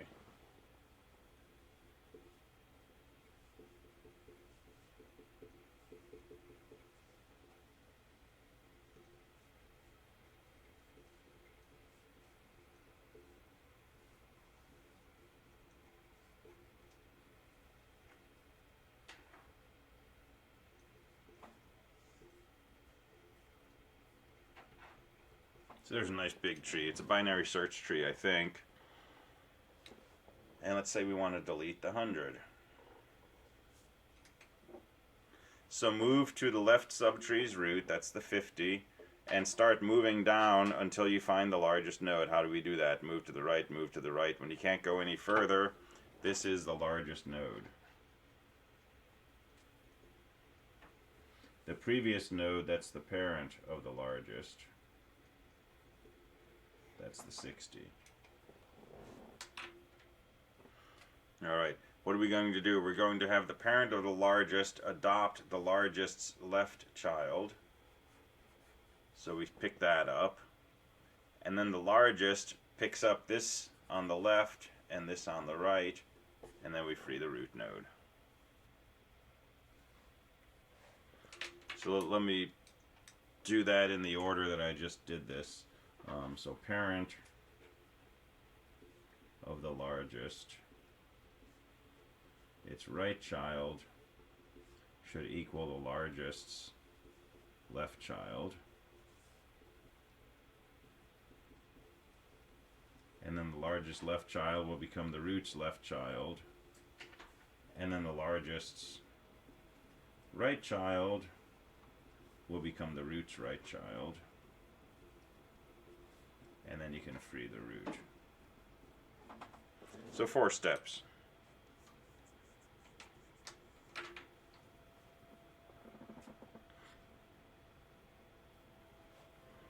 And I moved this step down in here, but that doesn't affect anything. The critical ordering is you have to do this before you change the largest node's left child. Once you change it, you can't get it adopted. So adopt it first.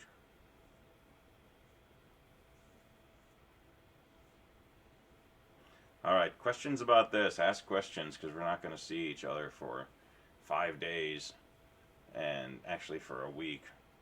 And then it's going to be 2 days till PA 4 is due.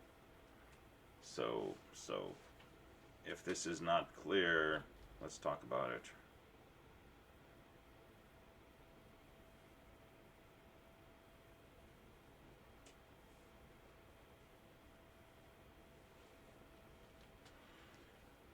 And there's the say again.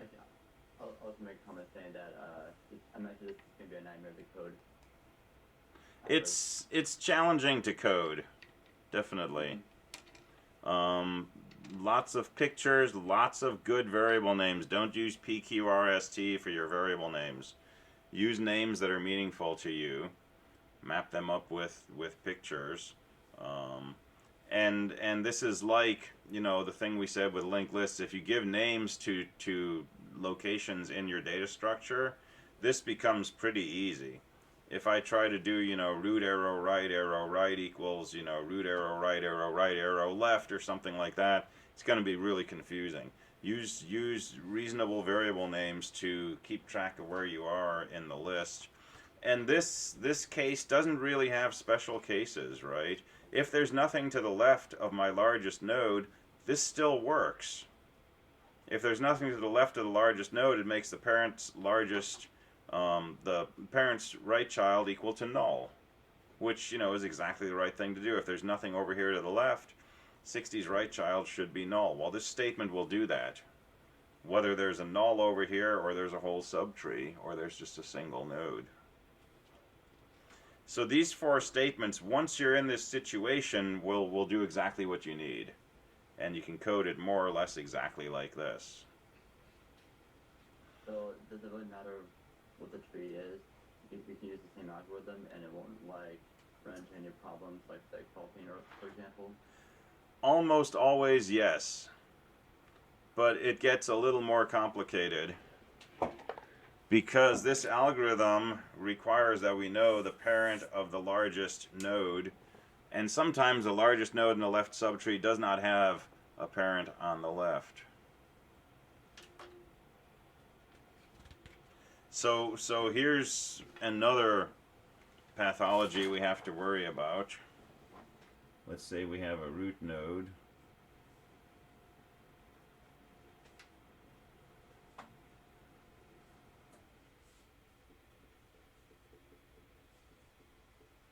And there can be the usual, you know, massive stuff on the right.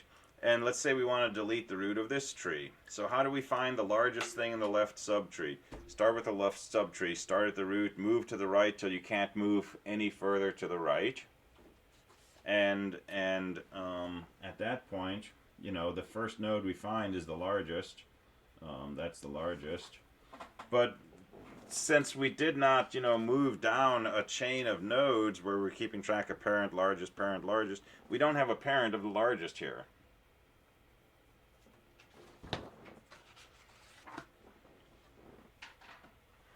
And so this is another special case.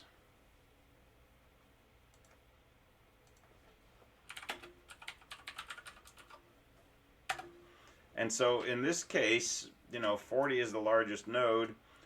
We don't have a parent available to adopt 40's left subtree, but we don't have to in this case, right? Our goal is simply to move 40 to become the root.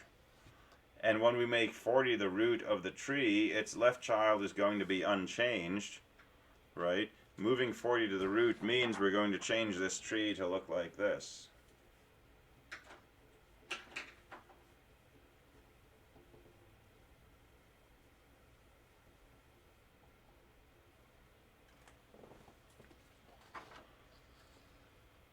And so all we're going to have to do is take 40's right child, right? Take the largest right child, have that become whatever was to the right of the root. We're not going to have to change its left child at all, and so we don't need something to adopt the left child because we're not abandoning it. In other words, the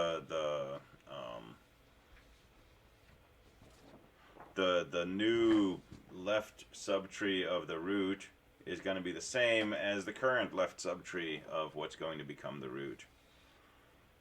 And so if when we move to the left subtree and we start looking for the largest, we find that the largest is the very first thing in this tree, it's the root, in other words there's nothing to the right, then all you got to do is have that largest node adopt the root's right subchild. So in this case, the algorithm is simpler. Largest right equals root right. And then free the root. The effect is exactly the same. We're still taking the largest thing in the left subtree and making that the root. But the way we do that is just, have this thing adopt the right subtree on its right. And we don't have to worry about these other steps of, adopting the largest node's left tree and then moving the largest. I'm assuming that this is where you check if the right tree or right tree of the left tree node is equal to null. And if it doesn't equal to null, then you kind of proceed with going down that list. Exactly. So what he just said, do that, right? First thing we're going to go is look at the left subtree. If there's nothing on the right, then we've got this special case. If there is something to the right, then start moving down to the right, keeping track of the parent of the largest and the largest. And when you get to the end of that list, do these things.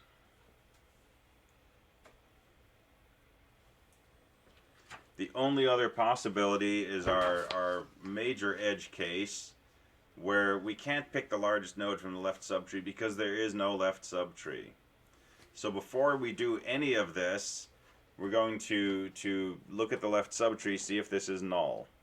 And if it is, then we know there's no left subtree, and so our deletion algorithm is just root equals root arrow right. But before we do that, set a temp equal to root and then free the temp.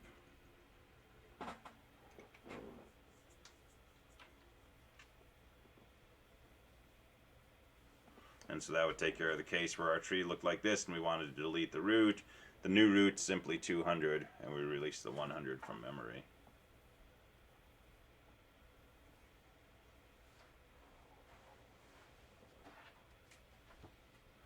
So this, like I said, it's an exercise in special cases. And all of those special cases really begin with a recursive algorithm. Right? They begin with this question of, are we trying to delete from the left or the right subtree? If you are, use recursion. Otherwise, if you're trying to delete the root, pick the largest node in the left subtree, make that the root. Unless there is no left subtree, in which case you make the root whatever the root's right child is. This business of picking the largest node in the left subtree and making that the root, there's two possibilities for that. One is the case that the left subtree's root has no right child, in which case you simply make that left subtree's root the new root of the tree and adopt the original root's right subtree as that new root's right subtree. The other case is that the entire subtree on the left, the root of that does have something to the right, and now you march down, keeping track of the previous node and the current node, till you get to the last node on that link, call that largest, call the previous node parent, and now do this. Have the parent adopt the largest left child on its right, have this thing adopt the left and right children of the original root, and then release the root. I have a question. Yeah. What if you want to delete the right side of the tree? Because I think you've been only talking about the left side of the tree. We're only talking about the root, actually. Really? All of this is for deleting the root of a tree. Okay. Because I don't think we've gone to the right side of the root, where if I want to delete like 150, for example, if the algorithm is going to be different, then we're going to like right instead of left. So if I wanted to delete 150 from this tree, remember our original algorithm is recursive. And we would say the number is bigger than the root node, so let's delete from the right subtree. So now we'll say let's delete 150 from this. And that recursive call will say, okay, we're trying to delete 150, the root node has a 120, so our number is bigger than the root, so let's delete from the right subtree. So that will say, let's delete 150 from this tree, and now we're going to say, hey, we're trying to delete the root of this tree, and that's where all of this other stuff we've been talking about kicks in. And then after we delete the root of this tree, the resulting tree gets tacked on to the right of the previous tree, And when we pop up the recursive chain, the tree that we end up with will get tacked on to the right of this original tree, and then in the end we've deleted 150. But deleting anything other than the root is surprisingly simple, because it's just making a recursive call. And the work in this case is all around deleting the root. And our algorithm, which is replace the root with the largest thing from the left subtree, we're choosing that because that will preserve the property of this being a binary search tree. There is another way we can delete. We could replace the root with the smallest thing from the right subtree. But I'm not even going to write that down because I don't want to see that in PA4. I want you to use the largest thing from the left subtree. But, you know, if you were doing this for your own fun, you could delete by replacing with the smallest thing from the right subtree. Or you could alternate, right? If we always delete from the left subtree, common sense tells us that over time the left subtree is going to get shorter and shorter. Our tree is going to get more and more lopsided. So one easy way to avoid that would be every other time you delete from the left or from the right, right? Replace the root with the largest thing from the left or the smallest from the right, and alternate. But do not do that for PA4, right? But that's something that we could do. And part of my pickiness about deletion and some of the other aspects on PA4 is, you know, you're going to be building a large binary tree in memory, and I need to determine if your algorithms are doing the right thing. And it's pretty hard to look at, you know, a binary tree in memory other than by traversing it a few different ways and looking at the output. So I'm going to use this deletion algorithm on some sample trees, and I'll know what the recursing should look like, the traversal should look like in different traversal orders. And so I can use that to compare the traversal output of your tree and see if they match up. And so if you use a different algorithm, right, it might be working correctly for that algorithm, but I'm not going to see the same resulting tree as when I compare it to my test cases. So that's the main reason that I'm being insistent that you use this exact algorithm for deleting, is because I need to grade it, right? It's not that this is somehow better than, you know, using the smallest thing from the right subtree, for example. All right, so questions about this, other questions about this?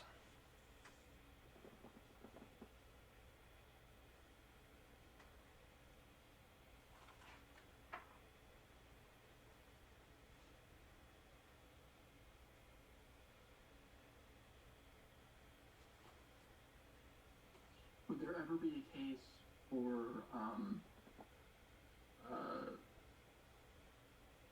taking from the right side instead of the left when deleting? Mm-hmm. Yeah, you could choose to do that simply because that's what you chose to do, or, you know, you might alternate, delete from you know, by replacing from the left and then replacing from the right to try to keep the tree more balanced, instead of always pulling things out of the left subtree and moving them to the root. So there's lots of reasons for this. You could look at the height of the left and right subtrees, and whichever one is taller, you could say, okay, well, let's take a node from there and use that to replace the root, and try to at least keep the heights of the left and right subtrees close to each other. So there's lots of other things you could do when you delete that might include, you know, replacing from the right instead of the left. But like I said, for PA4, you've absolutely got to do it exactly this way. Take the largest thing from the left subtree, move that to the root. But yeah, there are other reasons to do other things.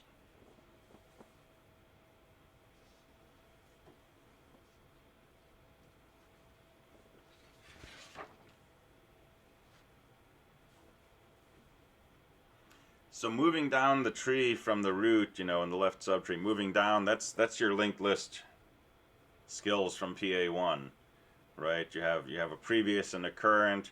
And if this thing has a right child, move previous to here, current to here. If this thing has a right child, move previous to current, current to current, right. Keep going until current no longer has a right child. Now this is the largest node and previous is its parent. And then write this code out. Debugging this can be really tricky. So I mean, your best strategy for debugging is not to introduce any bugs. And if you can do that, you know, that's great. But that's not always an option we control. So what can go wrong in here? If you connect things up in the wrong way, you can lose data, right? If I forget to do this, for example, I might, you know, suddenly lose all of these nodes. I could accidentally, you know, change this thing's right child to be null, and still have these things sitting in memory, but I don't have any way to get to them. I could accidentally connect the wrong thing, and for example, you know, have this thing connect back up to here, you know. And now when I do my tree traversal and I try to print out the nodes, I'm going to get an infinite loop. I'm just going to keep printing over and over and over again. I'll be repeating my nodes and chewing up memory on my machine until I either get bored of looking at the output and I control C, or I run out of memory. What else can go wrong? I can, you know, think that I'm in this case, but in fact I'm in a case where there's nothing previous to this, and I end up using an old value of a previous node, which was something I deleted from memory maybe, you know, and I try to execute these statements and something really bizarre happens. Like some node that got freed from memory suddenly gets adopted by some other node, and now I get a seg fault, right?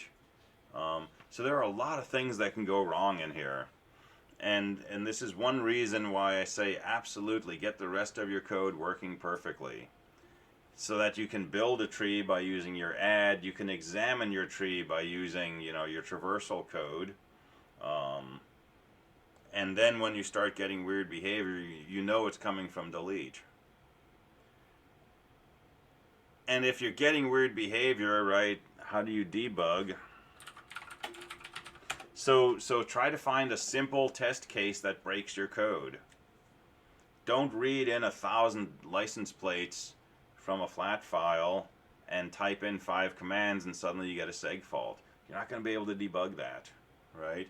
What you can do is use that to try to come up with a simple test case that creates a seg fault. So forget about the databases, right? Forget about strings and plates and first names, right? I would say code a delete algorithm using integers, because that's going to be a lot easier to work with. And then go through and patch it up, you know, to handle strings. And if you understand your code, doing that conversion from a tree of integers to a tree of strings, pretty trivial, right? A lot of your code's not going to change at all. This is going to become a string compare instead of a less than. None of this is going to change. Most of this is not going to change. Moving down here to find the last node that has nothing to the right, that's not going to change, right? But if you do this with integers, it's going to be a lot easier to look at in the debugger. And the stuff you did earlier, like the GDB quiz, where you're going through and examining memory and so on, you're going to be doing a lot of that.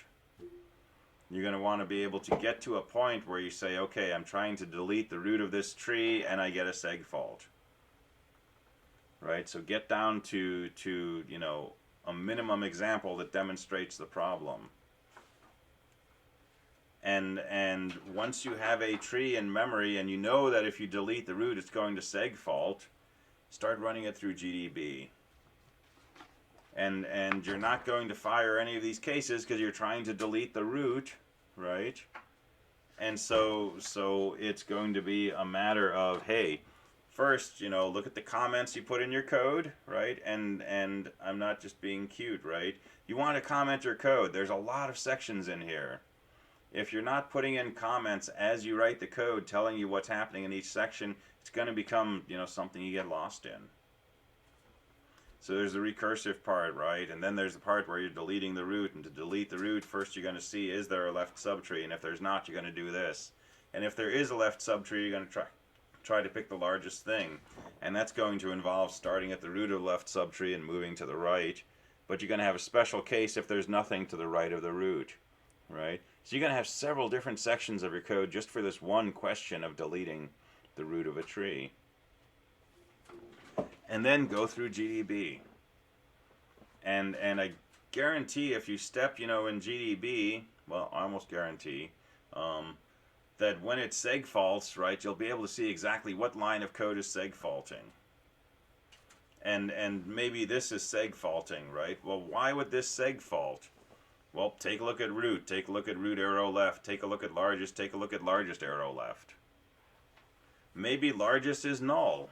And when you say largest arrow left, you're trying to dereference null. That's causing a seg fault. So why is largest null? So go back to the beginning of your delete program and go through the code where you calculate largest. Where you start here and you keep moving to the right. Maybe you didn't initialize something. Maybe instead of initializing previous to this, you left it uninitialized and it was null. And that made it look like you were already at the largest. But when you find a bug in the behavior of your program with this kind of code, you often can't find the source of that bug by staring at the code. Right? Because this is going to be, a lot of lines of code that all kind of look the same. The faster way to find that bug is in the debugger. That's what it's for. And that's a matter of stepping through your program one instruction at a time and comparing it to what you intended the code to do. And if your code is just a bunch of stuff like this, it's really hard to know what's going on. Why am I doing this? Why am I doing that? So you want to be debugging by looking at the comments in your code, right? And the comments say, begin with the root of the left subtree. Well, execute that section of statements that go with that comment, and now look at the variable that should be the root of the left subtree and see if it's a 50. If it's not, you found your bug. If it is, go to the next section of your code and you have a comment that says, begin moving to the right until you're at the rightmost node. Okay, well, go through that loop once and see if you've moved to the right. And go through the loop again and see if you've moved to the right. And go through that loop again, and when it exits the loop, see if the thing that's supposed to be pointing to the rightmost node actually is. And at some level, seeing that the debugger is doing what your statements say it should do is futile. Because you're almost guaranteed the CPU is going to do what your C code tells it to do. The question is your C code telling the compiler and the CPU to do what you wanted it to do? And this is the big disconnect with debugging. There's our intention and then there's the code. And when there's a bug, there's a mismatch. Our intention is for this, the code is saying that. And so you have to go through in the debugger and compare what's happening to what your intention was. And your intention is reflected in your comments. And apparently it's not reflected in your code because your code's doing something different. So staring at the debugger and comparing it to this and saying, yep, my parent largest right is equal to largest left, that's not going to tell you where the problem is. The problem is something with, writing the wrong C code. And you'll find that by seeing what the CPU is doing in the debugger and comparing it to what you wanted it to do. That's what your comments will describe. All right, I don't know if that makes any sense or not, but think about it, and that's I think sort of the essence of debugging. And when you get this to work, it feels really good, right? Once you get this working and you bundle it all up, and you can start deleting license plates or numbers or whatever, and looking at the tree and seeing these kinds of changes from one tree to another as we keep removing nodes, it's a really good feeling. And it leaves you in a really good place with your ability to work with data structures, which is, you know, kind of one of the big goals of the course. Getting really comfortable with data structures so that we can use them in 223 to do fun things like make games and do networking and all sorts of stuff like that.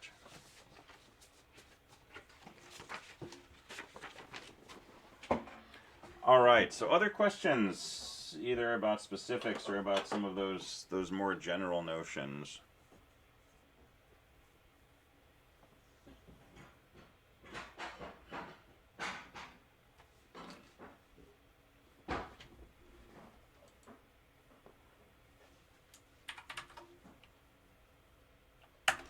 All right. Well, we got 12 minutes left, so I'm actually going to start something different. And this is still related to trees, and it's not part of PA4. It has been in the past, but I didn't do it this year. But this is talking about a different way to traverse trees. And when we do left node, right, you know, in order, pre-order, post-order, those are kind of depth first. We tend to travel down the tree from the root till we get to a leaf node and do some stuff around those leaf nodes and all of that before we ever come up and move to the right side of the tree. So we go deep first and then we go across later. But there's an entirely different approach, which would be breadth first.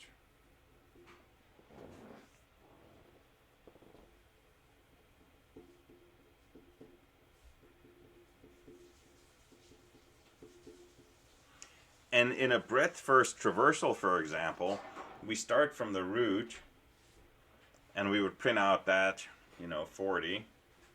And then we go down one level, but before we go any deeper, we go across. And so, for example, we would visit the 20 and the 60, and then when there's nothing left at that level, we go down one more level, but before we go any deeper, we go all the way across. And we would print out, you know, a 10, a 30, and a 50, and a 70. And this would be a breadth first traversal. And the sense of it is, you know, we're getting our output nodes in the same order you would get them if you just sort of started at the beginning and just read, you know, left to right on each row. And a BFS is convenient because it's pretty easy to look at a tree and know what the breadth first order should be by just kind of reading across. So if I go back to this tree, what would be the breadth first traversal order? It would be something like, you know, 100, and then 50 and 120, and then 30, 60, 110, 150. Then I'd come down here to 20 and 55 and 80 and 140. And then I'd go deeper to 25 and 75 and so on. And it's not ordered numerically, right? Because, you know, we're printing lots of stuff over here before we print everything on the left. But it's the order you get when you just kind of go across each row from left to right. And you slowly go deeper and deeper. And that's a useful way to print the contents of a tree sometimes. And we can do a breadth first search or a traversal by using a queue. And so this is another application of queues. And so here's an algorithm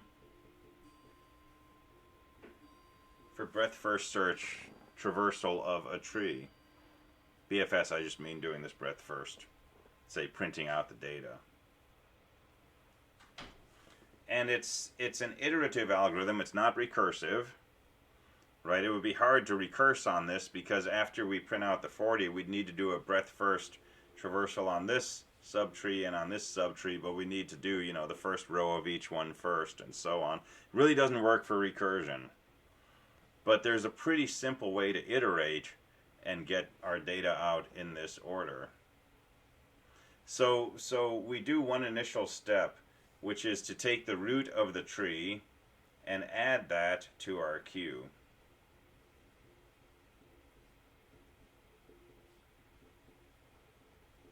So when I say add and remove, I'm talking about adding and removing to and from a queue. So a first in, first out. So we add the root of the tree to a queue. And now we begin a loop. And the loop is as follows.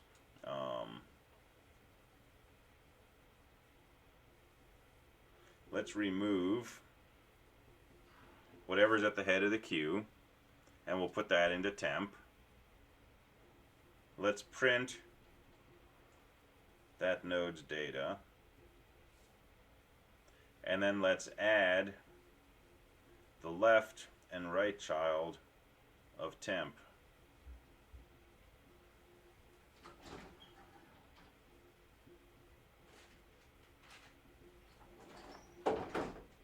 And go back to the top.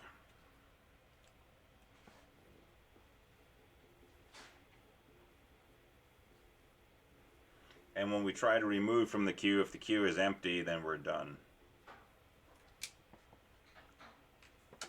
So this is a 4-step algorithm, right? We seed the algorithm by adding the root of the tree to the queue, and then remove from the head of the queue, print its data value, add its left and right children to the tail of the queue, go back up to the top.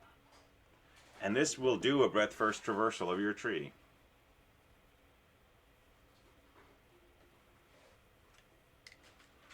And if we want to see what its behavior is, say on this sample tree, let me make my queue down here. And I'll have my head over on this end and my tail on this end. And let's keep track of the output. So here's our tree that we're traversing. We seed the algorithm by taking the root of the tree and adding it to the queue. So we've got a 40 sitting in our queue. Alright, so what does our algorithm say? It says remove the head of the queue, that's temp, print out its data value, that's a 40, and then add its left and right children to the queue. Well, the left child will be the 20 nodes, we put that in the queue, and the right child will be the 60, so that goes in behind the 20. And we go back up to the top. And it says remove the head of the queue, that's a 20, print its data value, and then add its left and right children to the queue. Well, the left child is a 10, and the right child is a 30. So those go into the queue behind the 60 that was already in there. Go up to the top. Remove the head of the queue, that's a 60, print its data value, and then add 60's left and right children. Well, that's a 50 and a 70. So those get added to the queue. Go up to the top, remove the head of the queue, which is a 10, print its data value, add its left and right children to the queue. Well, its left and right children are nulls, so we're not going to add nulls to the queue. So go back up, remove the head of the queue, there's a 30, print its data value, add its left and right children. Well, 30's children are null, so we don't add those. Go back up to the top, remove the head of the queue is a 50, print its data value, 50's left and right children are null, nothing to add. Go back to the top, remove the head of the queue, which is a 70, print its data value, its left and right children are null, nothing to add to the queue. Go back to the top and try to remove the head of the queue, and the queue is empty, and we're done. And there's the breadth first output from our algorithm. And it's, each node at a deeper and deeper level, with each level printed left to right. So using a queue and a loop, we can do this breadth first traversal of our tree and get this data, where we move across each row before we go deeper.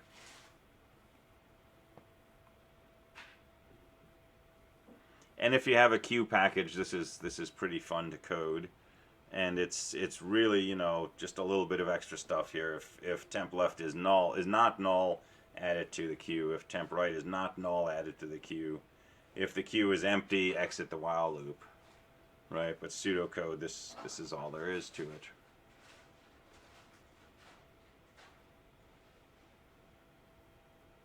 So using a queue, we can do a breadth first search.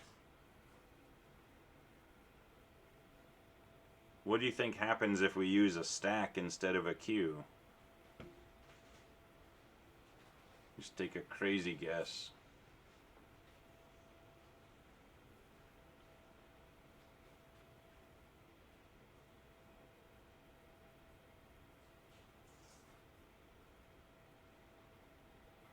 Think about solving mazes. When we first talked about stacks and queues, we said there were kind of two ways to solve mazes. You get to a decision point, you can go straight left or right. You make a decision.